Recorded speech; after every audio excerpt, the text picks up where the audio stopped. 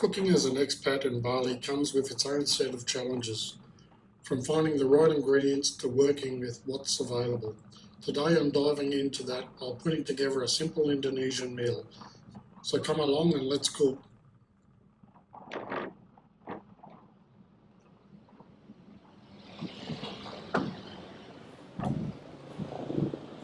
Hello, let's go and get some food. What are you making? Oh, we're going to do coconut vegetable curry. It's a Balinese recipe and it's nice and easy. Oh, vegetarian. Vegetarian. Okay, cool. Well, we might get some chicken, add some chicken into it. Doesn't matter. It'll still be nice. Okay. Right, so what I'm looking for is packets of mixed vegetables. Here we go. This makes it a lot easier. We're looking for an alternative for the veggie pack, but What's that? I said we're looking for an alternative for the veggie pack, but I don't think we're going to be able to find it No, because this is the problem. Different grocery stores have different things at different times. And you find you can't just get everything in one store. You've got to go to different stores. Like I know I can't get wraps when I'm making wraps here, so I've got to go to another store. So you've got to make do with what's available. And the good thing about this is it's got the basics I need. I just got to get some other things to add to it. like what? Well, I got some more cauliflower to add to Yeah, it. I think that's all we need to do. Grab the cauliflower. Now I'm going to add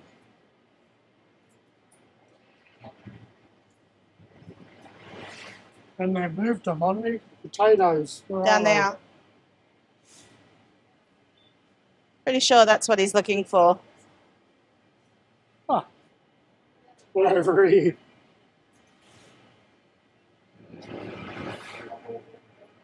So this soup that Al's making, it's one of his specialties. He's made it about 4 times so far, and he really loves it. It's some sort of coconut flavour.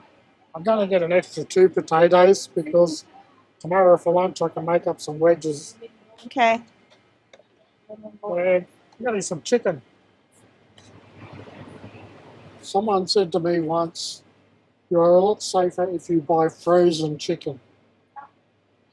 So I try to go to the frozen stuff and I'm looking for chicken pieces. Well, here we go. We've got some chicken wings or chicken legs.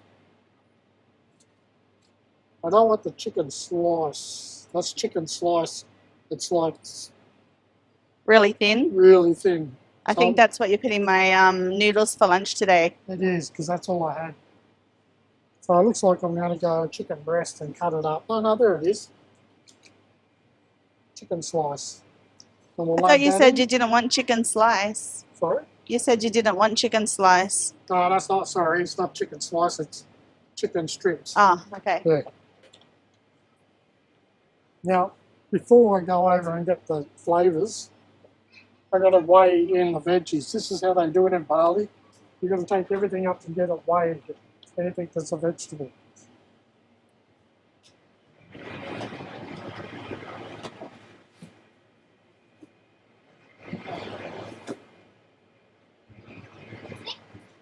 Yes, please. Terima kasih. So let's go down and get the flavour.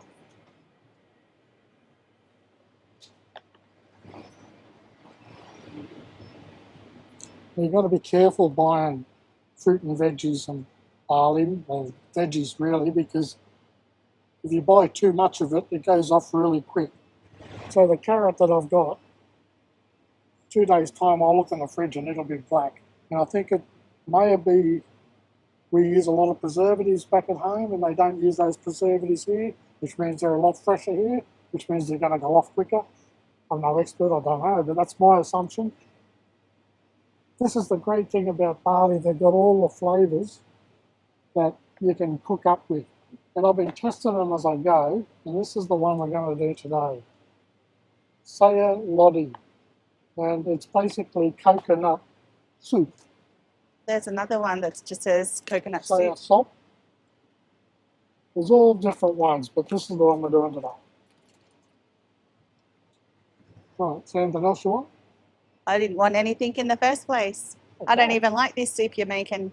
We'll see how much it costs. Now, the thing that I needed that was on the shopping list on the fridge is, ooh,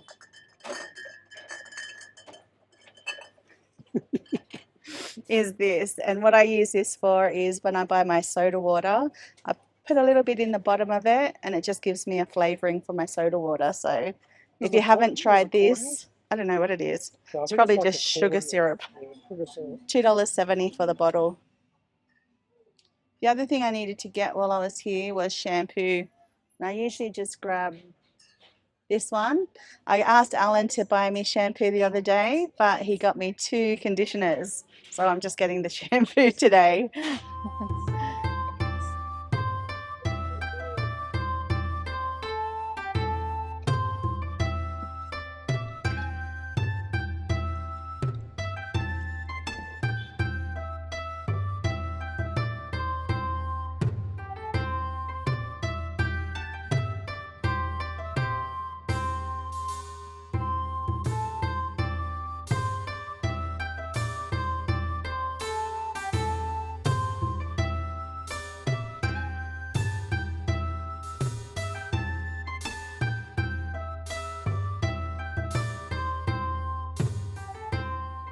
Right, I'm going to have a go at this cooking, but I've got to tell you, I'm a fitter and turner.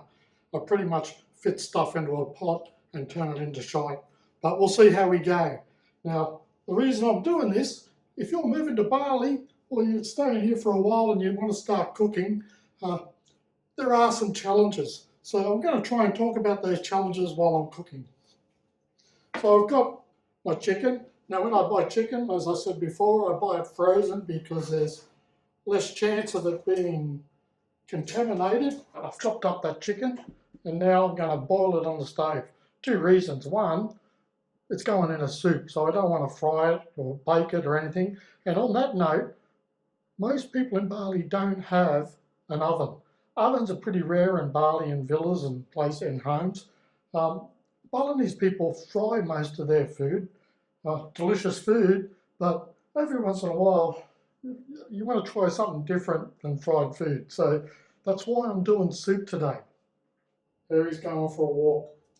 Harry's our adopted dog. He's not happy because I've kicked him out of our computer room and he's no longer allowed an aircon, so he's going to find something else to do.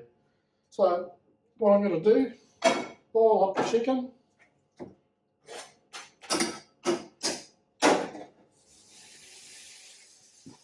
And I'm washing the knife.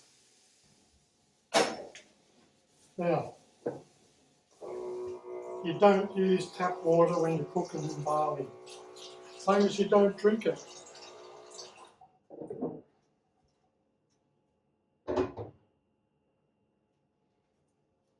So as I said before, we're going to make sayur lodeh. Sayur lodeh is a vegetable curry stew or soup. We're adding chicken, by the way. Now, I've washed all my vegetables and I'm going to cut them up into rough sizes. Now, any vegetables or fruit that you get in Bali, you make sure that you wash it all. Give it a good wash, not in tap water, use the bottled water. So I'm just cutting it up real quickly. Placing it in a bowl, so it's all going to be ready to go. The chicken's boiling, and next I'm going to be cutting up the potato. Yes, mate. I know you want to come in, but I'm a bit busy. I boiled the chicken. Now I'm going to dice the potato. Now, a problem you have in Bali is buying food at a consistent place. It doesn't work like that in Bali. You're going to have to use 2 or 3 different shops to supply yourself with the food that you need. And in saying that, international foods, foods from home, you're not going to get readily or at a decent price than you would normal local products. So you have to alter your diet when you're cooking for yourself. And that's one of the reasons I'm doing the Indonesian meals, because It's just so much easier to eat the local foods. I'm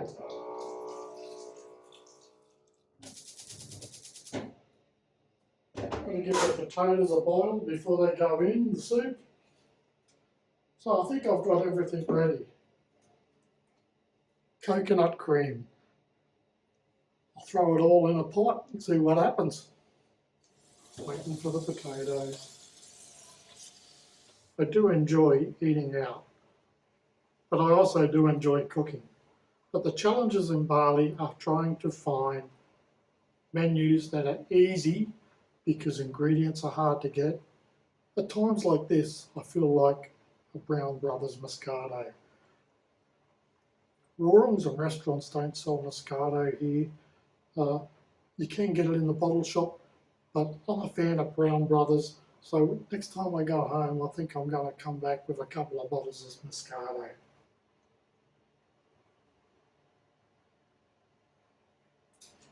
So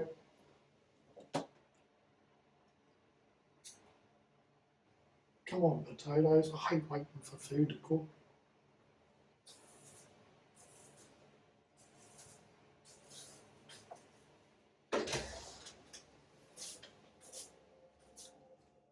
Potatoes are done.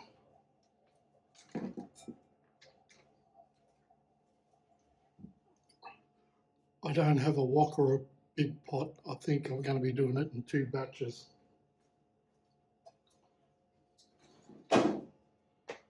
So, being male, I haven't read the back of the pack to see exactly how much water and how much coconut milk to go in, so I just make it up as I go. Plus, you've got to translate it, it's in Indonesian. With some water, we're going to bring that to a boil, the vegetables. No, I'm not going to do the vegetables because I did this last time. I'm going to put the stock in first because once I've got the vegetables in there, you can't even see the water. This is a pretty tame stock, this one. A lot of Balinese flavours are chili based. I do enjoy my chili, and I have now replaced tomato sauce with chili on everything. But sometimes it gets a bit strong in Bali. I'll let that boil a little bit. It hasn't come to the boiling yet. Still got to wait some more. And once they're boiled, I'm going to throw the chicken and the potatoes in. I'm going to throw in the potato and chicken.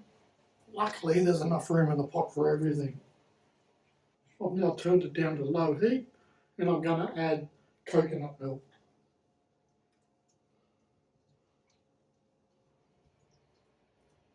I've decided I'm going to have some garlic bread with this.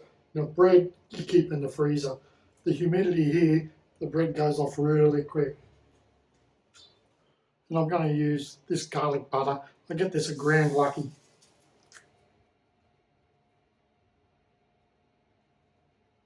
Well, if you're wondering why I don't have a toaster or a big pot,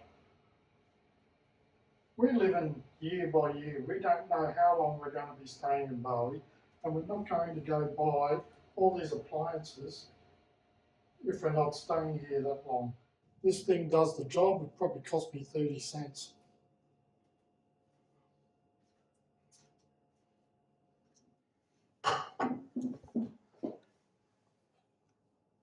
Right, there you have it. Quick and easy meal. Now, also in Bali, we try to freeze a lot of meals. I'll make bulk and freeze them because on rainy days, the delivery bike riders don't like to ride in the rain so much, and I can't blame them. So it's always good to have a backup food in the freezer for those type of days. I'm going to enjoy this.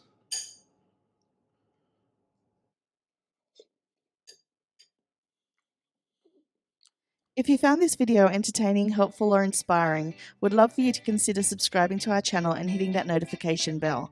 Subscribing will ensure that you never miss out on any of our future content that we create, especially for you.